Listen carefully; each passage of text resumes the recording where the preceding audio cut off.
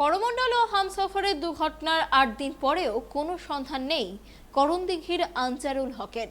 বাড়ির লোকেরা এখনো কোনো তথ্যই জানতে পারেনি আনজারুল জীবিত নাকি মৃত। মৃত্যু হলে দেহ কোথায়, বেঁচে থাকলে কোথায় আছেন, কোন হাসপাতালে? প্রশ্ন নিয়ে হাজির আনজারুলের গ্রাম। করণদিঘি থানার প্রসাদপুর গ্রামের মানুষ বিডি অফিসে এসে বিক্ষোভ দেখান গ্রামবাসীরা। ব্যানারে আনজারুলের ছবি দিয়ে দাবি করেন সন্ধান চাই।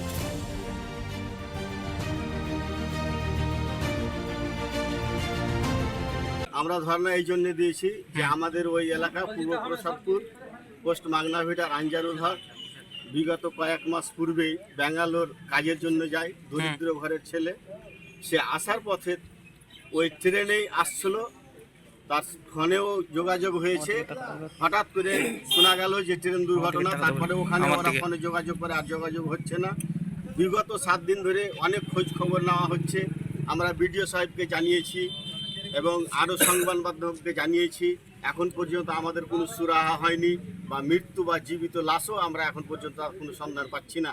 যার জন্য আজ আমরা বিডিও সাহেবকে জানাতে এসেছি যেন বিডিও সাহেব অবিলম্বে আমাদের এই নিখোঁজ আনজারুলের যেন সুব্যবস্থা করে।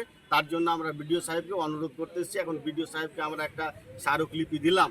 বিডিও সাহেব আমরাকে পুরো আশ্বাস দিল যে আমি যথেষ্ট চেষ্টা করব এবং অবিলম্বে এর সুব্যবস্থা করব।